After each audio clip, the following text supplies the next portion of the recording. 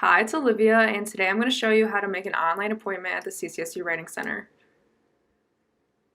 So scroll down to the tutor you want to meet with, and the white boxes indicate the available time slot. So click on that, and then this Create New Appointment box will appear. And this here means that the appointment will be online. So scroll down and fill out the course prefix, number, and title. And then also fill out your instructor's first and last name and their email address, your gender pronouns, as well as if this appointment was required by somebody else. And then in this box, fill out what you want to work on during the session. You can be as specific or generic as you want.